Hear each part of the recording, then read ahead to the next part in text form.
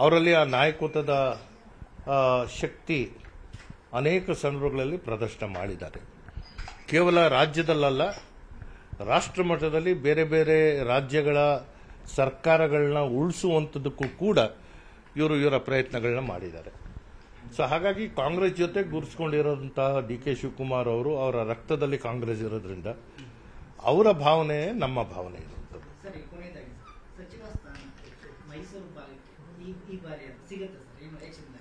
ನೋಡಿ, ಮಾನ್ಯ ಮುಖ್ಯಮಂತ್ರಿಗಳು ಮೈಸೂರು ಜಿಲ್ಲೆಯವರು.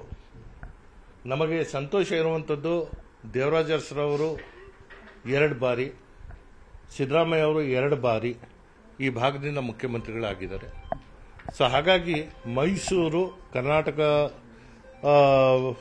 ಕರ್ನಾಟಕದಲ್ಲಿ ಅತ್ಯಂತ ಹೆಚ್ಚಿನ ರೀತಿಯಲ್ಲಿ ಈ ರಾಜ್ಯವನ್ನು ಮುನ್ನಡೆಸುವಂತಹ ಪ್ರಾತಿನಿಧ್ಯವನ್ನು ಕೊಟ್ಟಿದೆ. ಮೈಸೂರು ಸಾಮ್ರಾಜ್ಯ ಅಂದಿನ ಒಡೆಯರವರ ಸಾರಥ್ಯದಲ್ಲೂ ಕೂಡ ಮೈಸೂರಿಂದನೇ ಆಳ್ವಿಕೆ ಹೆಚ್ಚಾಗಿ ನಡೆದಿರುವಂಥದ್ದು. ಇನ್ನು ಮುಂದೆಯೂ ಕೂಡ ನಮ್ಮ ಪ್ರಾತಿನಿಧ್ಯ ಹೆಚ್ಚಾಗಿ ನಮಗೆ ಸಿಕ್ಕುತ್ತೆ ಅನ್ನೋ ವಿಶ್ವಾಸ ಇದೆ. ಖಂಡಿತ.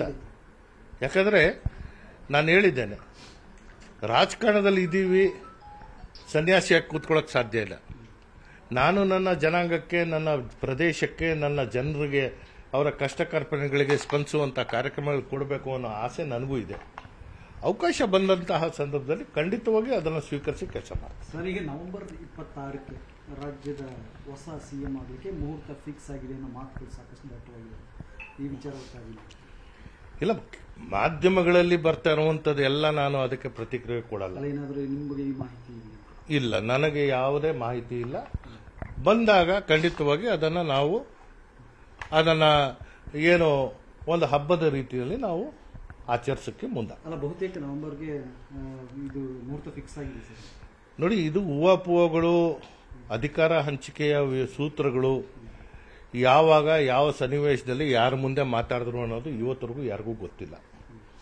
ಸ್ಪಷ್ಟತೆ ನಮ್ಮ ಮುಂದೆ ಇಲ್ಲ. ಹಾಗಾಗಿ ಅಧಿಕಾರ ಹಂಚಿಕೆ ಮಾಡುವಂತಹ ಸೂತ್ರ ಯಾವಾಗ ಯಾವ ಸನ್ನಿವೇಶದಲ್ಲಿ ಯಾರ ಮುಂದೆ ಆಯಿತು, ಅದು ಆಗುತ್ತೋ ಇಲ್ವೋ ಅನ್ನೋ ಊಹೆಗಳು ನಮ್ಗೆ ಯಾರಿಗೂ ಬೇಕಾಗಿಲ್ಲ.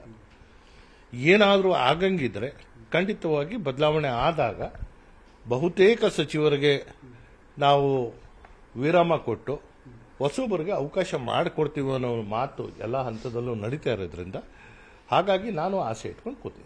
ಸರ್, ಒಂದು ಕಡೆಗೆ ಸಚಿವರ ಸಂಪುಟ ಪುನರಚನೆ ಆಗ್ತದೆ. ಅದರಲ್ಲಿ ಈಗ ನಿಮಗೆ ಮಾರ್ಕ್ಸ್ ಕಾರ್ಡ್ ಏನಾದ್ರು ಮಾಡ್ತಾರೆ ಅಂದರೆ ಸಚಿವರ ಒಂದು ಸಾಧನೆಯ ಕುರಿತು ಒಂದಷ್ಟು ಅಂಕಗಳನ್ನು ಕೂಡ ಕೊಡಲಾಗ್ತದೆ. ಅದರ ಆಧಾರದ ಮೇಲೆ ಬದಲಾವಣೆ ಆಗುತ್ತಾ ಅಥವಾ ಬಹುತೇಕ ಎಲ್ಲ ಸಚಿವರು ಚೇಂಜ್ ಆಗ್ತಾರೆ? ನೋಡಿ, ಈ ರೀತಿಯಲ್ಲಿ ಯಾರು ಅವರ ಕಾರ್ಯವೈಖರಿ ಹೇಗಿತ್ತು ಏನಿತ್ತು ಅನ್ನೋದನ್ನು ಅದು ಪ್ರತಿ ಸಂದರ್ಭದಲ್ಲೂ ನಾವು ಶಾಸಕಾಂಗ ಸಭೆ ಮಾಡಿದಂತಹ ಸಂದರ್ಭದಲ್ಲಿ ಚರ್ಚೆ ಆಗೇ ಆಗುತ್ತೆ.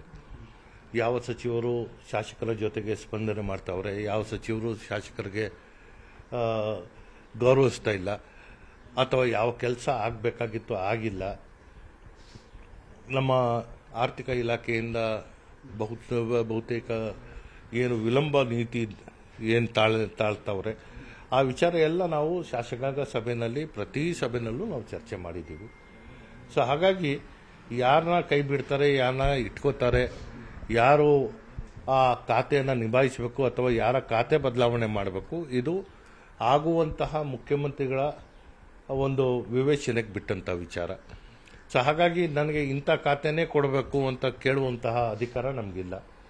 ಸಚಿವರಾಗಿ ಕೆಲಸ ಮಾಡುವಂಥ ಅವಕಾಶ ಸಿಕ್ಕಿದಲ್ಲಿ ಒಟ್ಟಾರೆ ಸಚಿವ ಸಂಪುಟ ನಮ್ಮ ಆಸೆ ಆಕಾಂಕ್ಷೆಗಳನ್ನ ಪೂರೈಸುವಂಥದ್ದಕ್ಕೆ ನಾವು ಎಷ್ಟು ಸಮರ್ಥವಾಗಿ ಕೆಲಸ ಮಾಡ್ತೀವಿ ಅಷ್ಟೇ ಪ್ರಮಾಣದಲ್ಲಿ ಕೆಲಸಗಳು ಆಗುತ್ತೆ.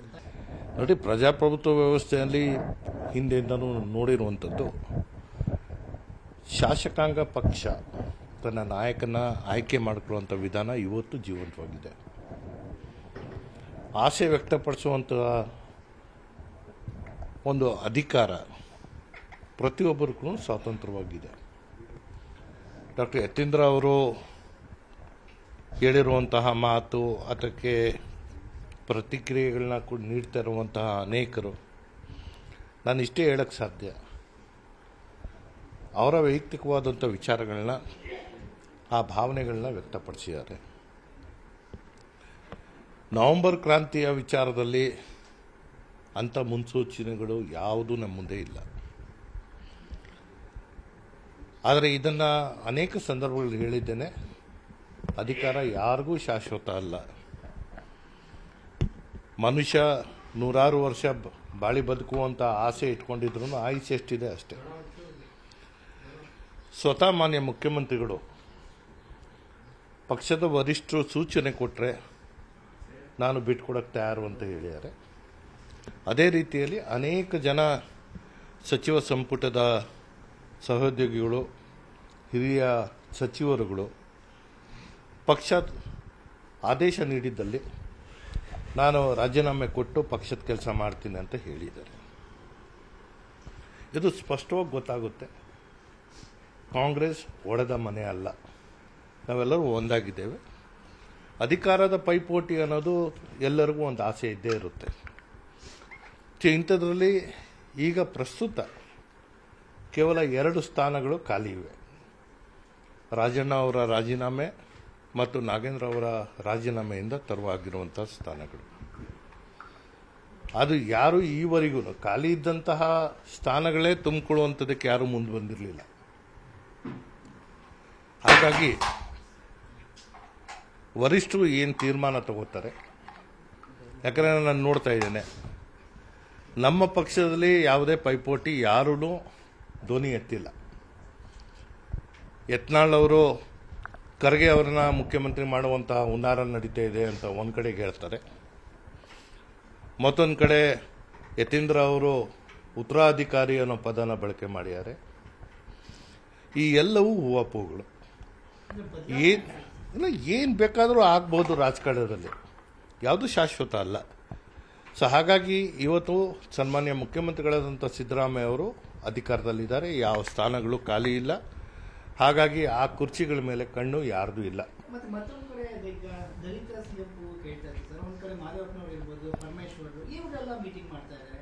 ಮೊನ್ನೆ ಮುನಿಯಪ್ಪನವ್ರು ಸಹ ಆದ್ರೂ ನಮ್ದೇ ಏನ್ ತಪ್ಪೇನಿಲ್ಲ ಅಂತ ಪರಮೇಶ್ವರ್ ಅವರು ಹೇಳಿದ್ದಾರೆ. ಮುನಿಯಪ್ಪ ಅವರು ಸಿಎಂ ಅಲ್ಲಿ ವೈಯಕ್ತಿಕವಾಗಿ ಎಲ್ಲರಿಗೂ ಅಧಿಕಾರ ಇದೆ, ಅದಕ್ಕೆ ಎಲ್ಲ ಪುಷ್ಟಿ ಕೊಡುವಂಥದ್ದು ಕಾಂಗ್ರೆಸ್ ಪಕ್ಷ 138 ಸ್ಥಾನ ದೊರಕಿರುವಂಥದ್ದು. ಆಡಳಿತ ಪಕ್ಷದ ಒಂದು ಸ್ಥಾನದಲ್ಲಿ ಇರಬೇಕಾದ್ರೆ ಎಲ್ಲರೂ ಆಸೆ ವ್ಯಕ್ತಪಡಿಸುವಂಥದ್ದು ಸಹಜ. ಆದರೆ ಆ ಸ್ಥಾನಗಳು ಖಾಲಿ ಇಲ್ಲ. ನಾನು ಅನೇಕ ಸಂದರ್ಭಗಳಲ್ಲಿ ಹೇಳಿದ್ದೇನೆ, ನಾವೆಲ್ಲ ರಾಜಕಾರಣಿಗಳು, ಸನ್ಯಾಸಿಗಳಲ್ಲ. ಅವಕಾಶ ಬರೋವರೆಗೂ ಕಾಯ್ತೀವಿ. ಅವಕಾಶ ಬರ್ತಿದೆ ಅನ್ಸುತ್ತೆ ಸರ್. ಯಾಕಂದ್ರೆ ಸಿಎಂ ಸಿದ್ದರಾಮಯ್ಯ ಅವರು ಹೇಳಿದ್ದಾರೆ 20 ನಂತರ ಸಂಪುಟ ಪುನರಚನೆ ಮಾಡ್ತೀನಿ ಅನ್ನುವಂತ ಮಾತು ಸ್ಪಷ್ಟವಾಗಿ ಹೇಳಿದ್ದಾರೆ. ಇಲ್ಲ, ಆ ರೀತಿಯ ಮಾತುಗಳು ಕೇಳಿ ಬಂದಿದ್ದಲ್ಲಿ ನಿರ್ಭೀತ, ನಿಷ್ಪಕ್ಷಪಾತ, ವಿಶ್ವಾಸಾರ್ಹ ಸುದ್ದಿಗಳಿಗೆ ಮತ್ತೊಂದು ಹೆಸರಾಗಿರುವ ನ್ಯೂಸ್ 18 ಕನ್ನಡ ಈಗ ಆಪ್ನಲ್ಲೂ ಲಭ್ಯವಿದೆ. ದಯವಿಟ್ಟು ಇಲ್ಲಿರುವ QR ಕೋಡ್ ಸ್ಕ್ಯಾನ್ ಮಾಡಿಕೊಂಡು ಆಪ್ ಡೌನ್ಲೋಡ್ ಮಾಡೋದಕ್ಕೆ ಮರಿಬೇಡಿ. ನಿಮ್ಮ ಬೆಂಬಲ ಹೀಗೆ ಸದಾ ನಮ್ಮೊಂದಿಗಿರಲಿ. ಧನ್ಯವಾದ.